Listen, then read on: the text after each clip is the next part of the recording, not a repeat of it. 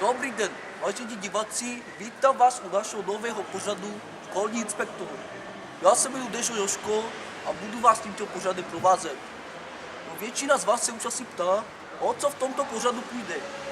No, my jsme se rozhodli na žádosti z vašich dopisů, které nám posíláte, že prověříme úroveň českých státních škol, a to nejen, že nakoukneme do tříd, ale pořídíme i exkluzivní rozhovory s místními profesory, abychom to vzdělání rozkoumali takzvaně do hloubky.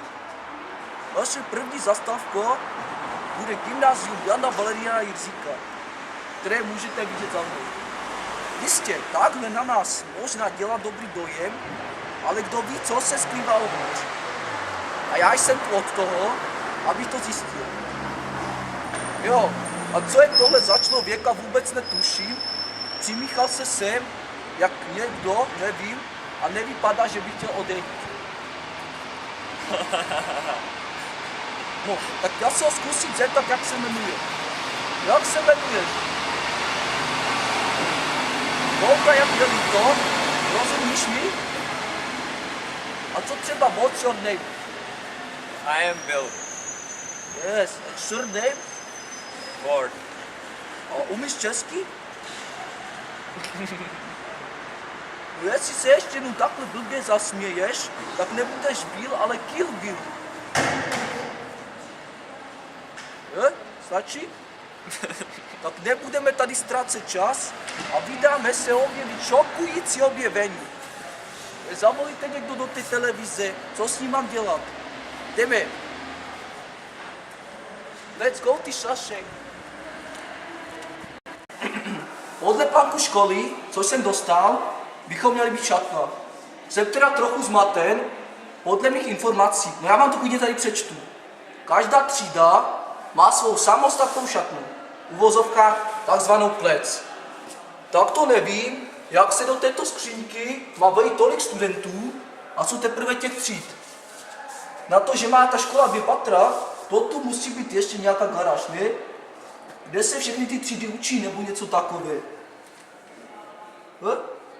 No ty, no, co se směješ ty? Podíváme se dovnitř. Jako doma, co byle? Dobré. Ale jinak šatny mají hezký. Třeba ta lavička tady, to je fakt parádní kus. Tak mě napadá, že první interview bych mohl udělat profesorkou biologie, tak pojďme ji najít. Nacházíme se v učebně biologie. Paní profesorka, co biologii vyučuje, má co nevidět dorazit. Zatím se tady trochu porozhodneme. No, čekal jsem sice trochu více, ale jde to. Je vidět, že i sem dorazil 21. století. Ano, bezdrátové adaptéry. Tady jsou nějaké mikroskopy, nebo dokonce nanoskopy. To byl vtip. Žádný nanoskop tu není.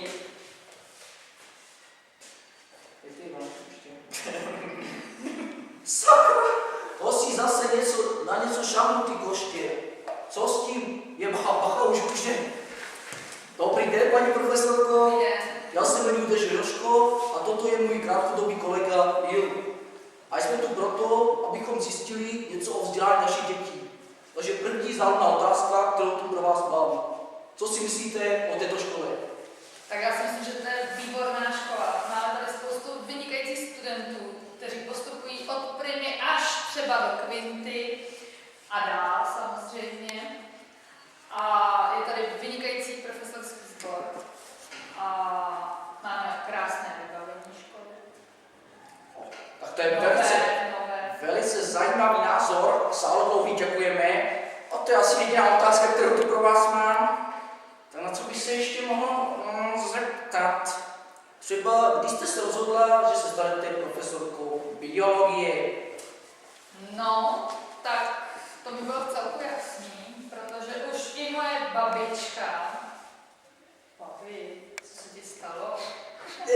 Tak my vás už radši nebudeme nutit a rušit. Místo toho se podíváme na další pořad. Jak můžeme vidět, právě stojíme v tělocvičně. Vedle mě je i pan profesor tělocvičny. Dobrý den. Dobrý den. Mám tu pro pana profesora zase nějaké ty záludné otázečky. Tak jako první, jak se vám líbí na této škole? No, myslím, že to nemá chybu nikde. Vše jde, šlape tady bez problémů, to rozhodně nemohu říct. Děkuji za záludnou odpověď.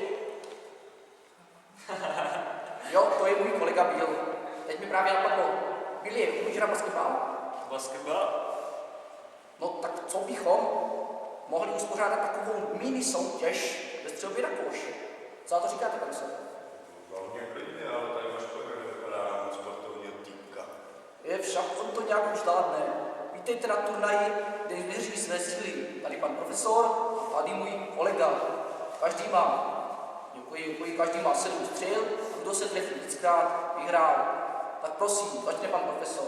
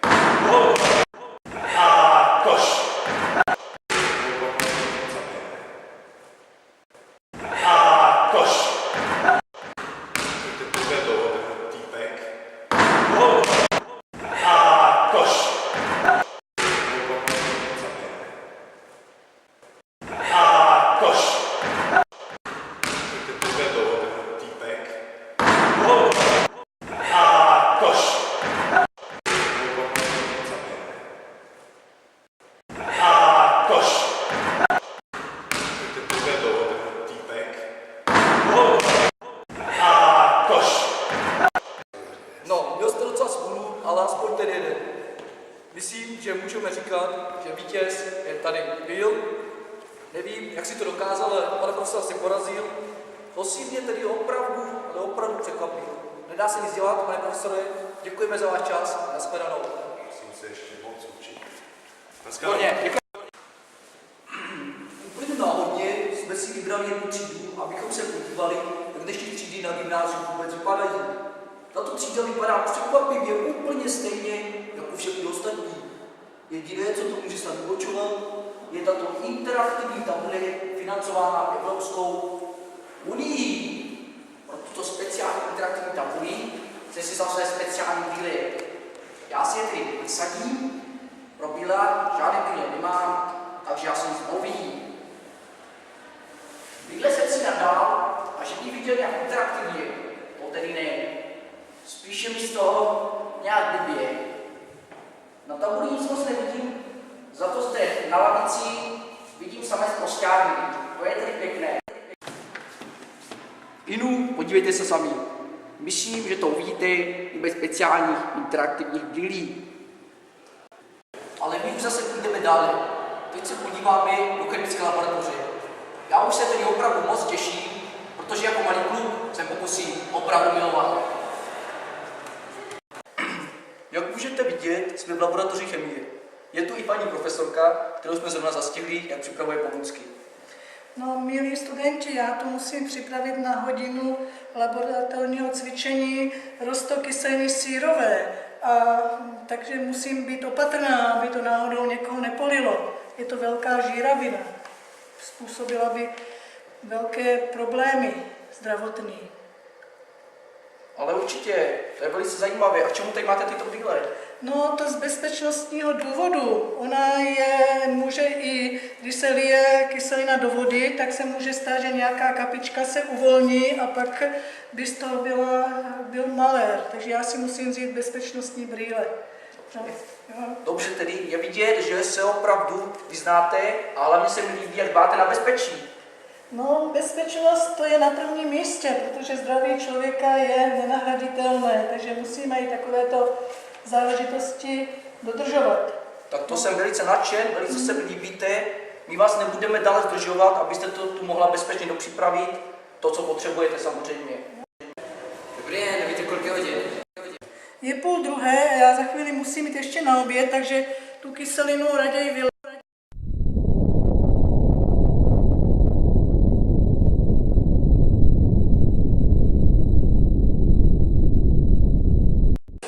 A co by to bylo za pořad, kdybychom jsme se nezeptali samotných žáků, co si o této škole myslí. Proto jsme samozřejmě jednoho studenta z pocházejícího davu náhodně vybrali. Ahoj. Dobrý den. No, my jsme z pořadu Školní inspektor, kde se zajímáme o život studentů na školách. Mohl bys si nám tedy říci, co si o své škole myslíš? Ano, já si myslím přesně.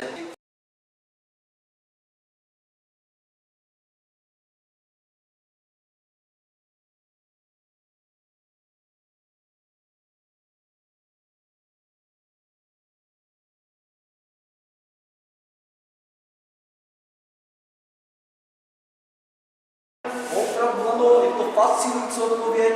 My pokračujeme dále a tobě děkuji. Ahoj.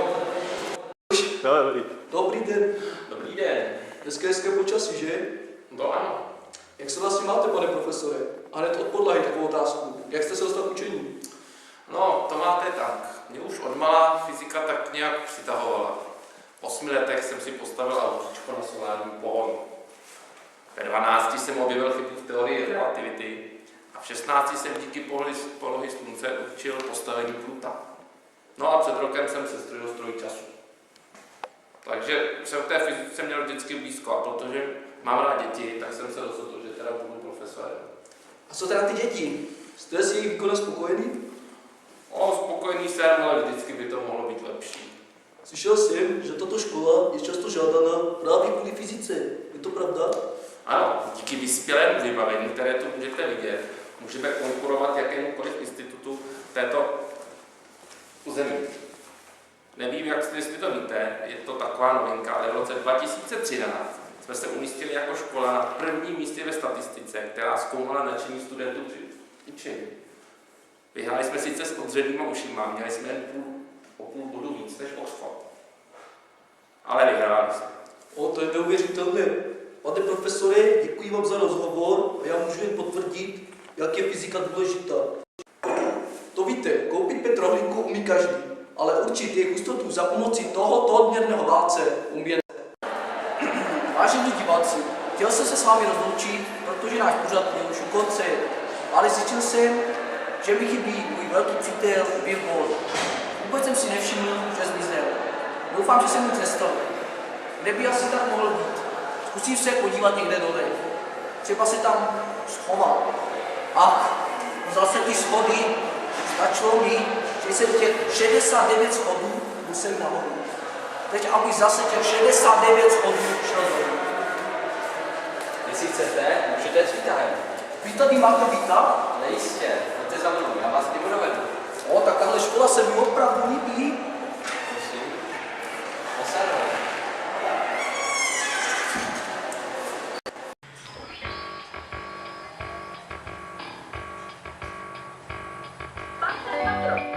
Konečná, vystupová, pozor, otvíráme. Ne, to jsme špatně, tak ještě jednou, ještě jednou.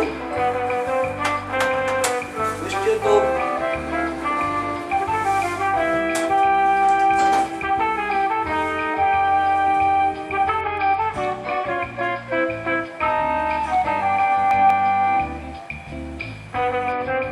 Konečná, vystupová, pozor, otvíráme. Ne, ty to jsme špatně. Ještě jednou. Jeden pakus ještě. Zavíráme. To jsou zážitky tady teda. Neuvěřitelné, se mi tady opravdu líbí tady.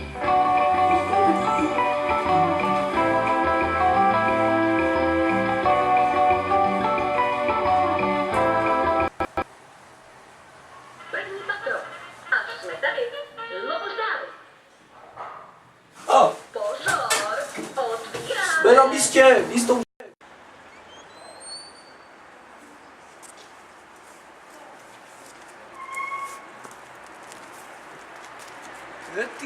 No kde si to všechno vzal, tohleto? Já jsem myslel, že když nám ředitel říkal, aby jsme si odsud něco odnesli, že to nemyslel takhle. No, každopádně náš pořad končí a já bych to měl nějak shrnout. Myslím si, že toto gymnázium je velice kvalitní, co se vzdělání týče.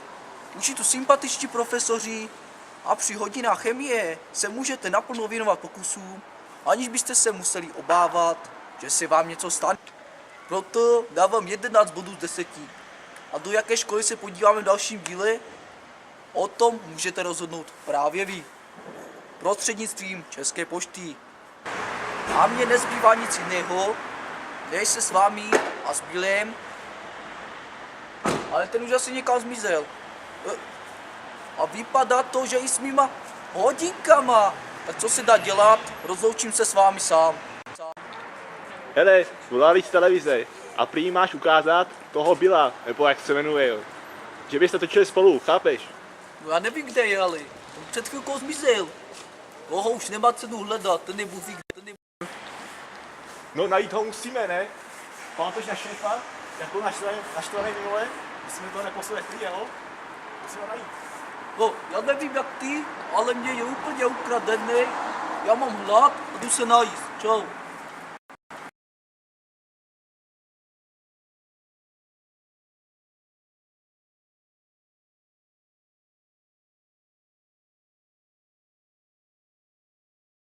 Už to je. Balíku musíš se víc šoupni se takhle Tom já tam budu hrát tom křovím, víš trochu leva? na druhou. No takhle, dobrý. Ale tam Není bude tam, křoví. proč křoví? Tam já budu hrát toho Billa. Jo, takhle, tak jdi tam, Balíku. Já Takhle, trochu, aby nebylo tom křovím. Jo, stoj. Ještě. Jo? Ještě. Stačí. Rohlíků umí každý, ale určitých hostotů za pomocí této pružiny umí na ledru. A pružinu nemáš, ale? Máš to dobrý? To je snad.